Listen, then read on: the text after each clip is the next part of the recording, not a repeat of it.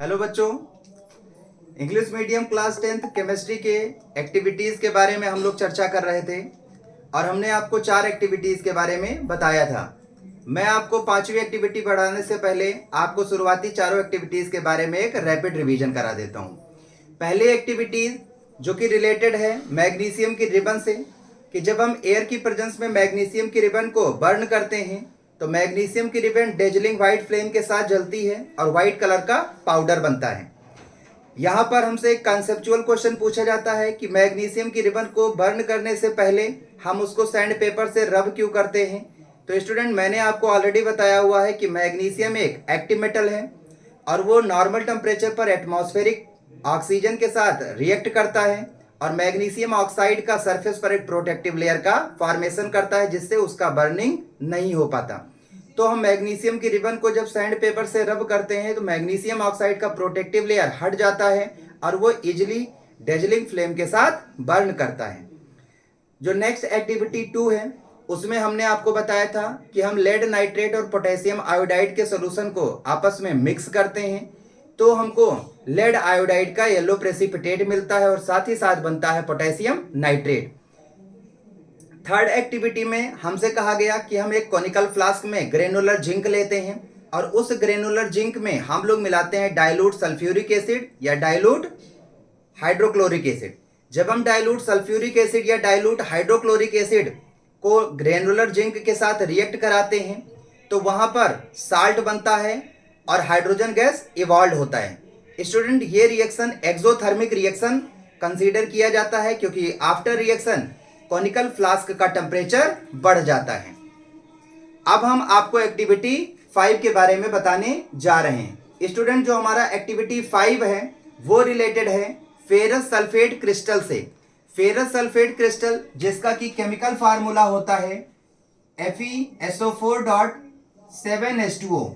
जब हम ferrous sulphate crystal यानी कि FeSO4.7H2O को गर्म करते हैं तो उस डीकलराइज हो जाता है क्योंकि फेरस सल्फेट क्रिस्टल का कलर होता है ग्रीन और जैसे ही हम उसको हीट करते हैं वो डीकलराइज हो जाता है और बन जाता है FeSO4+7H2O। मतलब फेरस सल्फेट बनता है और 7 जल के मॉलिक्यूल वाटर के मॉलिक्यूल अलग हो जाते हैं जिसकी वजह से आपका ग्रीन कलर का जो फेरस सल्फेट क्रिस्टल होता है वो डीकलराइज हो जाता है।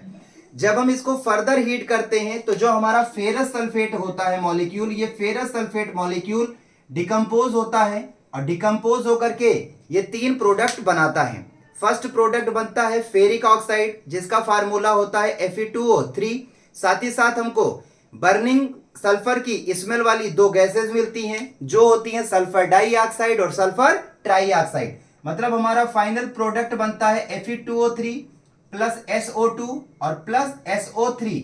अगर हम इस केमिकल इक्वेशन को बैलेंस करें तो प्रोडक्ट साइड में आयरन के 2 मॉलिक्यूल होते हैं तो हम रिएक्टेंट साइड में आयरन को 2 से मल्टीप्लाई कर देते हैं जिससे वजह से हमारा रिएक्शन बैलेंस हो जाता है। अगर हम एक्टिविटी 6 की बात करें तो एक्टिविटी 6 हमारा कंसर्न होता है लेड नाइट्रेट को हीट करने से। स्टूडेंट, जब हम लेड नाइट्रेट के 2 मॉलिक्यूल को लेकर के हीट करते हैं तो लेड नाइट्रेट को हीट करते हैं तो हमको एक ब्राउन कलर का धुआं मिलता है नाइट्रोजन डाइऑक्साइड अर्थात NO2 का और साथ ही साथ बनता है लेड ऑक्साइड और ऑक्सीजन। स्टूडेंट, ये क्वेश्चन बहुत कॉमन पूछा जाता है कि what's happen when we heat lead nitrate. जब हम लेड नाइट्रेट को हीट करते हैं तो लेड ऑक्साइड बनता है, साथ ही साथ नाइट्रोजन डाइऑक्साइड का ब्राउन कलर का फ्यूम मिलता है और साथ ही साथ ऑक्सीजन बनता है। अगर हम इसकी केमिकल इक्वेशन की बात करें तो यहाँ पर हमको ध्यान रखना है कि हमको लेड नाइट्रेट के 2 मॉलिक्यूल इनिशियली लेने हैं बैलेंस करने के लिए और उसके बाद हमको अगर प्रोडक्ट की बात करें तो प्रोडक्ट हमारा लेड ऑक्साइड बनता है, ब्राउन कलर का नाइट्रोजन डाइऑक्साइड का फ्यूम बनता है और साथ में ऑक्सीजन गैस इवॉल्व होती है। अगर हम यहाँ पर 2 मॉलिक्यूल के साथ स्टार्टिंग करते हैं तो हमारा केमिकल इक्वेशन बैलेंस करना आसान होता है। यहाँ पर 2 लेड के आइटम दिखते हैं तो हम प्रोडक्ट साइड में 2 से मल्टीप्लाई कर देते हैं। एक लेड नाइट्रेट के मॉलिक्यूल में 2 नाइट्रोजन के आइटम होते हैं तो 2 लेड नाइट्रेट के मॉलिक्यूल में टोटल हमको नाइट्रोजन के 4 आइटम्स दिखाई देते हैं तो हम यहाँ भी 4 से मल्टीप्लाई कर देते हैं। स्टूडेंट, ऑक्सीजन के आइटम की मैं बात करूं तो ऑक्सीजन का जो आइटम होता है वो रिएक्टेंट साइड में 12 होता है और प्रोडक्ट साइड में भी 12 होता है, तो हमारा ये रिएक्शन ऑलरेडी बैलेंस्ड हो जाता है। अगर हम बात करें इंपॉर्टेंट क्वेश्चंस की, तो इंपॉर्टेंट क्वेश्चंस में हम जब बात करते हैं फेरस सल्फेट क्रिस्टल को हीट करते हैं तो क्या होता है, तो फर्स्ट ऑफ ऑल वो डीकलराइज होता है, और जब फर्दर हीट करते हैं तो फेरस सल्फेट डिकम्पोज होकर करके फेरिक ऑक्साइड, सल्फर डाइऑक्साइड और सल्फर ट्राइऑक्साइड में बदल जाता है। जब हमसे पूछा जाता है कि लेड नाइट्रेट को हीट करते हैं तो क्या होता है, तो हमारा जवाब होता है कि हमको नाइट्रोजन डाइऑक्साइड का ब्राउन कलर का फ्यूम मिलता है, साथ ही साथ लेड ऑक्साइड बनता है और ऑक्सीजन गैस इवॉल्व होता है। स्टूडेंट, आपकी एनसीईआरटी में इन्हीं टॉपिक्स के बीच में आपकी एनसीईआरटी में एक केमिकल इक्वेशन और गिवन है, जिसमें हम कैल्शियम कार्बोनेट को हीट करते हैं तो कैल्शियम ऑक्साइड बनता है और कार्बन डाइऑक्साइड बनता है, और कैल्शियम ऑक्साइड का यूज हम करते हैं सीमेंट इंडस्ट्री में, सीमेंट बनाने में। अगर हम उसके केमिकल इक्वेशन की बात करें तो हम कैल्शियम कार्बोनेट को हीट करेंगे और बनेगा कैल्शियम ऑक्साइड और साथ में बनेगा कार्बन डाइऑक्साइड। इस रिएक्शन को हमको बैलेंस करने की जरूरत नहीं है, क्योंकि ये ऑलरेडी केमिकल इक्वेशन जो हमारा ये बैलेंस्ड केमिकल इक्वेशन है। स्टूडेंट, मैं आपको खास बात बताना चाहता हूं कि चाहे फेरस सल्फेट को गर्म करने का रिएक्शन हो, चाहे लेड नाइट्रेट को गर्म करने का रिएक्शन हो, चाहे कैल्शियम कार्बोनेट को गर्म करने का रिएक्शन हो, इन तीनों रिएक्शन में आपका जो बड़ा सा मॉलिक्यूल होता है, बिग मॉलिक्यूल होता है, वो डिकम्पोज होता है और छोटे छोटे मॉलिक्यूल्स में कन्वर्ट हो जाता है। तो स्टूडेंट, ये डिकम्पोजिशन रिएक्शन जो है वो थर्मल डिकम्पोजिशन का एग्जाम्पल कंसीडर किया जाता है। नेक्स्ट जो हमारी एक्टिविटी है, एक्टिविटी 7, वो एक्टिविटी 7 हमारी रिलेटेड है इलेक्ट्रोलिटिक डिकम्पोजिशन ऑफ वाटर से। स्टूडेंट, उस एक्टिविटी में हमसे कहा गया है कि हम वाटर में इलेक्ट्रिक करंट पास करते हैं तो वाटर हमारा डिकम्पोज हो जाता है। कैथोड पर हमको मिलता है हाइड्रोजन गैस और एनोड पर मिलता है ऑक्सीजन गैस, और कैथोड और एनोड पर इवॉल्व होने वाली जो हाइड्रोजन और ऑक्सीजन गैस के वॉल्यूम का रेशियो होता है वो होता है 2:1। स्टूडेंट, अगर मैं इसके केमिकल इक्वेशन की बात करूं तो केमिकल इक्वेशन हमारा होता है H2O। इसमें हम इलेक्ट्रिक करंट पास करेंगे और जब हम इलेक्ट्रिक करंट इसमें पास करेंगे तो ये इवॉल्व होगा, हाइड्रोजन गैस बनेगा और oxygen gas. Hydrogen gas evolve होता है कैथोड पर यानी कि नेगेटिव इलेक्ट्रोड पर, और जो हमारा ऑक्सीजन इवॉल्व होता है ये एनोड पर होता है यानी कि पॉजिटिव इलेक्ट्रोड पर, और हाइड्रोजन और ऑक्सीजन के वॉल्यूम का रेशियो होता है 2:1। और अगर हम इसको बैलेंस करने की बात करें तो प्रोडक्ट साइड में हमको ऑक्सीजन के 2 मॉलिक्यूल दिखाई पड़ते हैं, तो रिएक्टेंट साइड में हम 2 से मल्टीप्लाई कर देते हैं, और अगर हम रिएक्टेंट साइड में हाइड्रोजन का आइटम काउंट करें तो 2 2 जा 4 हो जाता है, जिसको बैलेंस करने के लिए हमको प्रोडक्ट साइड में भी 2 से मल्टीप्लाई करना पड़ता है। तो स्टूडेंट, हमारे पास फाइनली 3 एक्टिविटीज हो गई। फेरस सल्फेट क्रिस्टल को गर्म करते हैं तो पहले डीकलराइज होगा और फर्दर हीट करेंगे तो फेरिक ऑक्साइड और सल्फर डाइऑक्साइड और सल्फर ट्राइऑक्साइड मिलेगा। अगर हम लेड नाइट्रेट को हीट करेंगे तो हमको नाइट्रोजन डाइऑक्साइड का ब्राउन कलर का फ्यूम मिलेगा, साथ में लेड ऑक्साइड और ऑक्सीजन मिलेगा। कैल्शियम कार्बोनेट को गर्म करते हैं तो कैल्शियम ऑक्साइड बनता है और कार्बन डाइऑक्साइड बनता है। कैल्शियम ऑक्साइड का हम सीमेंट इंडस्ट्री में यूज करते हैं। अगर हम वाटर का इलेक्ट्रोलिटिक डिकम्पोजिशन करते हैं, दैट मीन्स वाटर में अगर हम इलेक्ट्रिक करंट पास करते हैं तो कैथोड पर हाइड्रोजन गैस इवॉल्व होता है और एनोड पर ऑक्सीजन गैस इवॉल्व होता है, जिनके वॉल्यूम का रेशियो 2:1 होता है। स्टूडेंट, हमारा जो नेक्स्ट एक्टिविटी है वो एक्टिविटी हमारा है एक्टिविटी नंबर 8, जिसके बारे में हम आपको बताने जा रहे हैं। स्टूडेंट, अगला जो हमारा एक्टिविटी है एक्टिविटी 1.8, ये रिलेटेड है photolytic decomposition of silver chloride से। सिल्वर क्लोराइड जो कि एक व्हाइट कलर का सब्सटेंस होता है, जब हम इसको सनलाइट में रखते हैं तो हमारा व्हाइट कलर का सिल्वर क्लोराइड डिकम्पोज हो जाता है और ग्रे कलर का सिल्वर बनता है और साथ ही साथ क्लोरीन का मॉलिक्यूल बनता है। अगर हम इसके केमिकल इक्वेशन की बात करें तो सिल्वर क्लोराइड AgCl, इसको जब हम सनलाइट में उठा करके रखेंगे, सनलाइट में जब हम इसको रखेंगे तो ये फोटोलिटिक डिकम्पोजिशन होगा और सिल्वर बनेगा और साथ में क्लोरीन बनेगा। अगर हम इसको बैलेंस करने की बात करें तो प्रोडक्ट साइड में 2 क्लोरीन का आइटम दिखाई देता है, जिसको बैलेंस करने के लिए रिएक्टेंट में हम 2 से मल्टीप्लाई करते हैं। रिएक्टेंट साइड में 2 Ag का मॉलिक्यूल हो जाता है, तो इसके लिए हम प्रोडक्ट साइड में भी 2 से मल्टीप्लाई करते हैं। जिस तरीके से सिल्वर क्लोराइड रिएक्ट करता है सनलाइट की प्रेजेंस में, सेम उसी मैनर में सिल्वर ब्रोमाइड भी रिएक्ट करता है, बस हमको Cl की जगह पर ब्रोमाइड को लिखना जरूरी है और हमारा ये सेम केमिकल रिएक्शन उसका भी कंप्लीट हो जाएगा। स्टूडेंट, एक क्वेश्चन हमसे जनरली जो पूछा जाता है वो ये पूछा जाता है कि कौन से सब्सटेंस को हम ब्लैक एंड व्हाइट फोटोग्राफी में यूज करते हैं। तो हमारा वहां पर आंसर होता है silver chloride and silver bromide. Silver chloride और सिल्वर ब्रोमाइड को हम ब्लैक एंड व्हाइट फोटोग्राफी में यूज करते हैं। हमारा अगला जो एक्टिविटी है एक्टिविटी 9, वो एक्टिविटी हमारे लिए एग्जाम के पॉइंट ऑफ व्यू से इंपॉर्टेंट है। और वहां पर हमसे कहा गया है कि जब हम कॉपर सल्फेट के सोल्यूशन में आयरन की नेल डिप करते हैं तो क्या होता है। स्टूडेंट, मैं आपको बताना चाहता हूं कि जो आयरन है वो कॉपर से ज्यादा रिएक्टिव मेटल है, और जो अधिक रिएक्टिव मेटल होता है वो अपने से लेस रिएक्टिव मेटल को उसके कंपाउंड से या उसके साल्ट सोल्यूशन से डिस्प्लेस कर देता है। दैट मीन्स ये एक टाइप का डिस्प्लेसमेंट रिएक्शन परफॉर्म होता है। अगर मैं इसके केमिकल इक्वेशन की बात करूं तो आयरन जो होता है ये जब ये कॉपर सल्फेट के सोल्यूशन से रिएक्ट करता है तो वहां पर आयरन जो होता है वो कॉपर से ज्यादा रिएक्टिव होता है, तो ये कॉपर सल्फेट के सोल्यूशन से कॉपर को डिस्प्लेस कर देता है और बन जाता है FeSO4 और साथ में कॉपर अलग हो जाता है। अगर मैं इसको शॉर्ट में लिखना चाहूं तो मैं लिख सकता हूं Fe+Cu+2 और ये बन जाता है Fe+2 और ये साइड में बन जाता है Cu।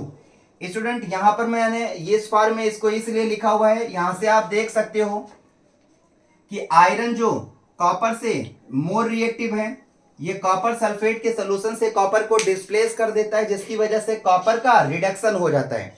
यहां पर आयरन आपका एक रिड्यूसिंग एजेंट की तरह वर्क करता है, क्योंकि ये कॉपर को Cu+2 को Cu में रिड्यूस कर देता है, और ये जो रिड्यूस्ड कॉपर होता है ये आयरन की नेल के ऊपर डिपॉजिट हो जाता है, जिसकी वजह से आयरन की नेल ब्राउन हो जाती है।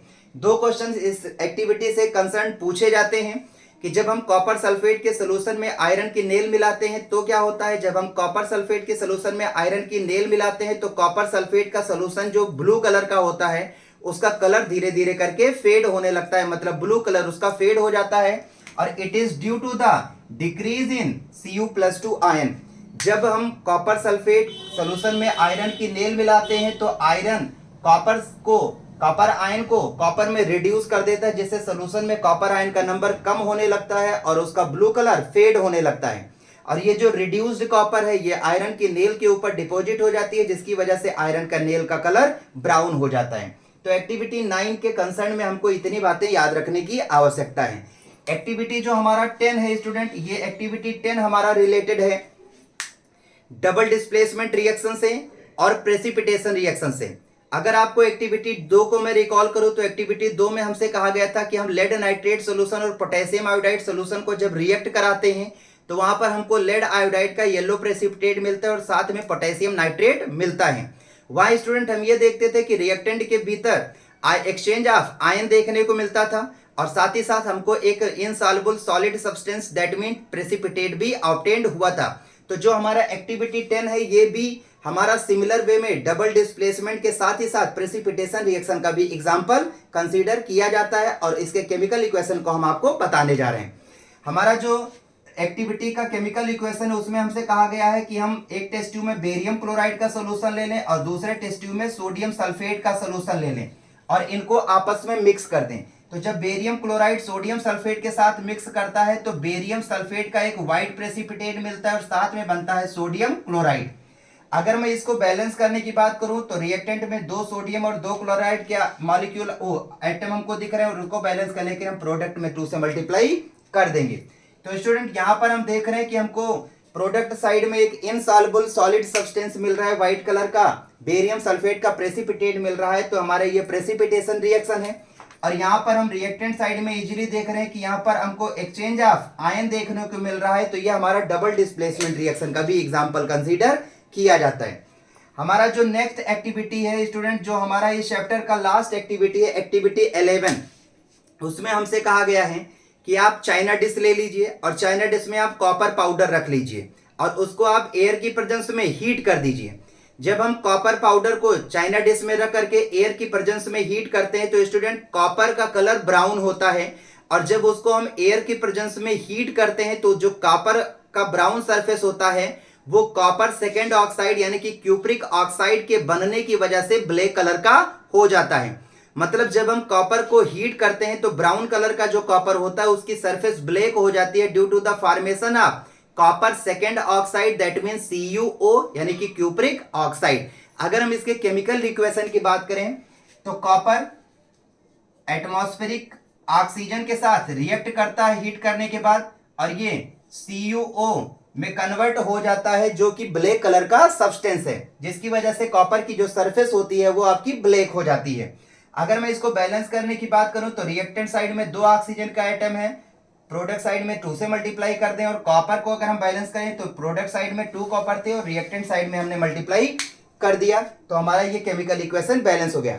स्टूडेंट यहां पर हम देख सकते हैं कि किस प्रकार से ब्राउन कलर का जो कॉपर है, जब हमने उसको हीट किया तो उसकी सरफेस कॉपर सेकेंड ऑक्साइड बनने के कारण आपका ब्लैक हो गया। और स्टूडेंट मैं आपको बताना चाहता हूं कि यहां पर कॉपर से ऑक्सीजन का एटम ऐड हो रहा है, कॉपर में ऑक्सीजन का एटम ऐड हो रहा है और CuO में वो कन्वर्ट हो रहा है, दैट मीन्स ये ऑक्सीडेशन रिएक्शन है। स्टूडेंट आपको ऑक्सीडेशन रिएक्शन और रिडक्शन रिएक्शंस के आपके सिलेबस के अकॉर्डिंग में बात करूं तो वहां पर 2 पॉइंट बोले जाते हैं। अगर किसी रिएक्टेंट से किसी रिएक्शन में किसी एलिमेंट से ऑक्सीजन का एटम जुड़ता है तो हम कहते हैं उसका ऑक्सीडेशन हुआ है, और अगर किसी रिएक्टेंट से ऑक्सीजन का एटम अलग होता है तो हम कहते हैं उसका रिडक्शन हुआ है। तो स्टूडेंट मैं एक बार आपको रैपिडली फिर से इन चारों एक्टिविटीज को अगर रिवाइज करा दूं तो हम कह सकते हैं कि जब हम सिल्वर क्लोराइड को सनलाइट में रखते हैं तो इसका फोटोलिटिक डिकम्पोजिशन होता है, सिल्वर बनता है और क्लोरीन बनता है। और हमने आपको यहां बताया था कि किस प्रकार हम सिल्वर क्लोराइड और सिल्वर ब्रोमाइड को ब्लैक एंड व्हाइट फोटोग्राफी में यूज करते हैं। जो एक्टिविटी हमारा 9 है वहां पर कहा गया है कि जब हम कॉपर सल्फेट के सोल्यूशन में आयरन की नेल डिप करते हैं तो क्या होता है। तो स्टूडेंट आयरन जो है वो कॉपर से मोर रिएक्टिव मेटल होता है। आयरन जो है वो कॉपर सल्फेट के सोल्यूशन से कॉपर को डिस्प्लेस कर देता है।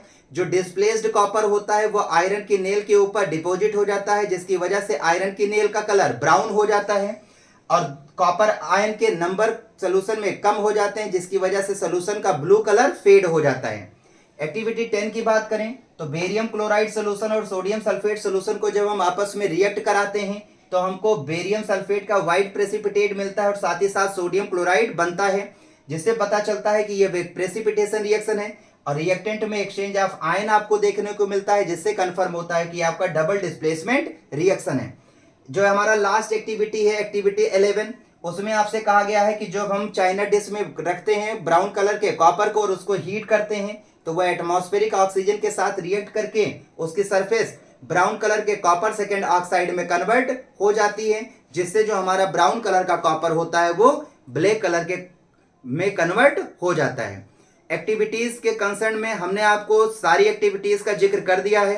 अब हम आपको टाइप्स ऑफ केमिकल इक्वेशन के types of chemical reaction with example के बारे में नेक्स्ट वीडियो में बताएंगे। Thank you.